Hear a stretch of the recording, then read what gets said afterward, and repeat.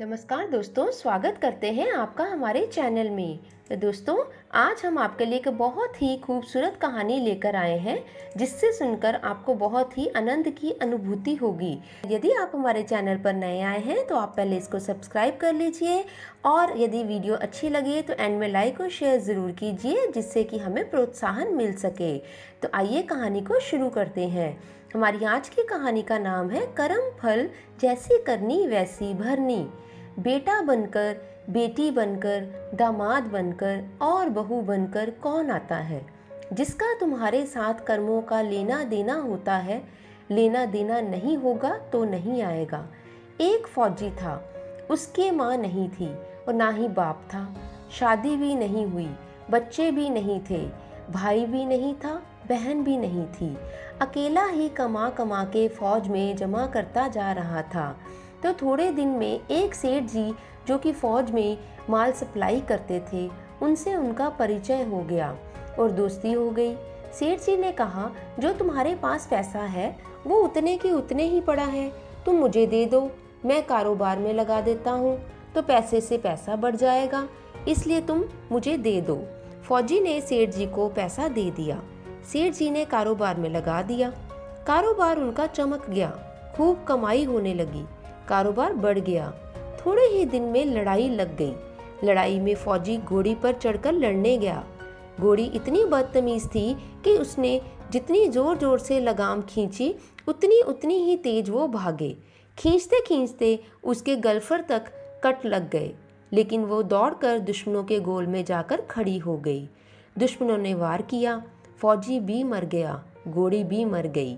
अब सेठ जी को मालूम हुआ कि फौजी तो मर गया, तो सेठ जी बहुत खुश हुए कि उसका कोई वारिस तो है ही नहीं। अब ये पैसा देना किसको? अब मेरे पास पैसा भी हो गया, कारोबार भी चमक गया, लेने वाला भी नहीं रहा।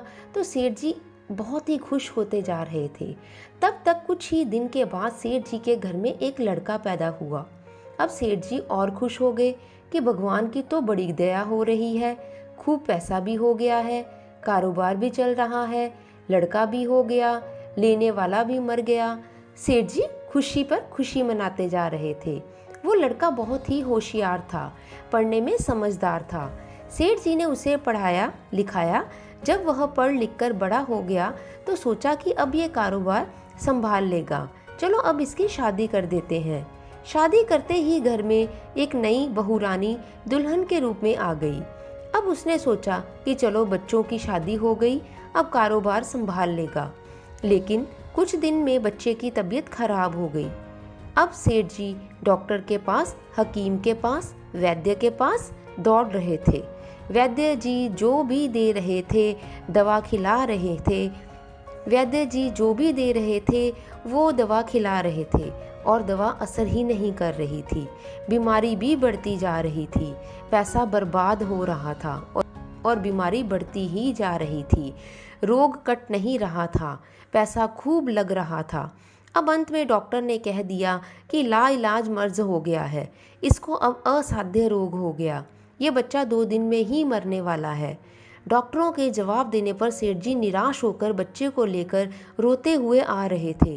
रास्ते में उसे एक आदमी मिला। उसने कहा, अरे सेठ जी क्या हुआ, बहुत ही दुखी लग रहे हो। सेठ जी ने कहा, ये बच्चा जवान था, हमने सोचा बुढ़ापे में मदद करेगा, अब ये बीमार हो गया।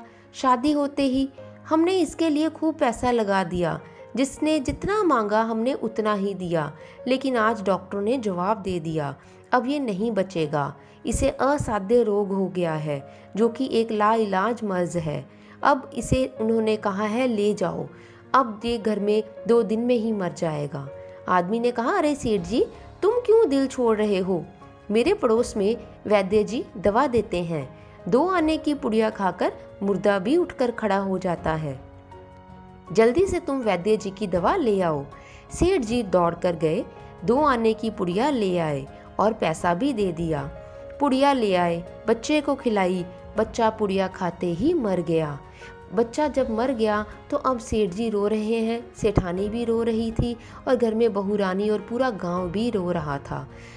गांव में शोर मच गया कि बहुरानी सेठ की कमर जवानी में टूट गई, सब लोग रो रहे हैं।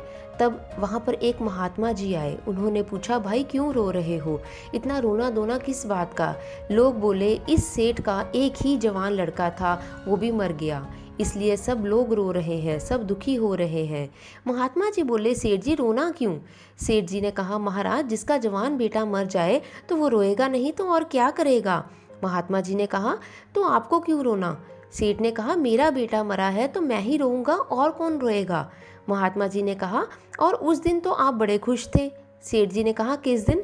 महात्मा ने कहा, फौजी वाले दिन, जब फौजी ने जिस दिन तुम्हें पैसा दिया था। सेठ ने कहा, हाँ कारोबार के लिए पैसा लिया था तो खुशी तो थी। महात्मा ने कहा, और उस दिन तो आपकी खुशी का ठिकाना ही नहीं रहा था। सेठ ने कहा, किस दिन?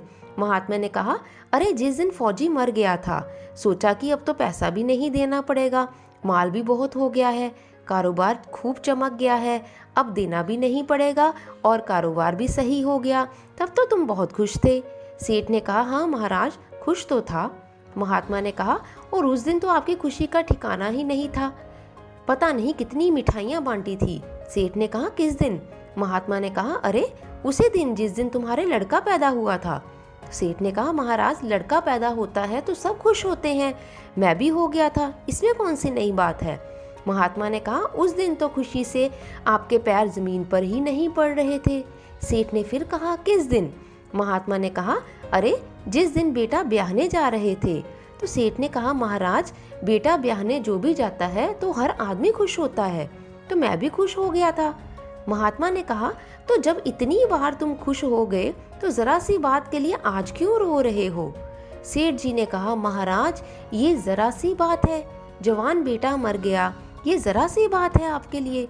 महात्मा ने कहा, अरे सेठ जी वही फौजी पैसा लेने के लिए बेटा बनकर आ गया, पढ़ने में, लिखने में, खाने में, पहनने में और शौक में, श्रृंगार में जितना लगाना था लगाया, शादी ब्याह में सब लग गया और ब्याज दर ब्याज लगवाकर डॉक्टरों को भी दिलवा दिया। अब जब 2 आने पैसे बच गए तो भी वैद्य जी को दिलवा दिए और पुड़िया खाकर चल दिया। अब कर्मों का लेना देना पूरा हो गया। सेठ जी ने कहा, हमारे साथ तो कर्मों का लेन देन था, चलो हमारे साथ तो जो हुआ सो हुआ, लेकिन जो जवान बहू रानी घर में रो रही है, जवानी में उसको धोखा देकर विधवा बनाकर चला गया, उसका क्या जुर्म था कि उसके साथ ऐसा गुनाह किया? महात्मा जी बोले, ये वही घोड़ी है जिसने जवानी में उसको धोखा दिया था, इसने भी जवानी में उसको धोखा दे दिया। तो दोस्तों, वैद शास्त्र व पुराणों के साथ साथ सभी साधु संतों का कहना है कि यह संसार कर्मों का लेखा जोखा है। इसमें जो जीव चैतन्य है वो समझदारी से भवसागर को पार कर जाएगा, और जो जीव इस भवसागर को समझ ही नहीं पाया वो यहीं पर ही भटकता रहेगा। तो दोस्तों, आशा करते हैं आपको हमारी आज की कहानी अच्छी लगी होगी। अच्छी लगी है तो लाइक और शेयर कीजिए, और यदि चैनल पर नए हैं तो सब्सक्राइब करते जाएं। अगली बार नई कहानी के साथ प्रस्तुत होंगे। धन्यवाद।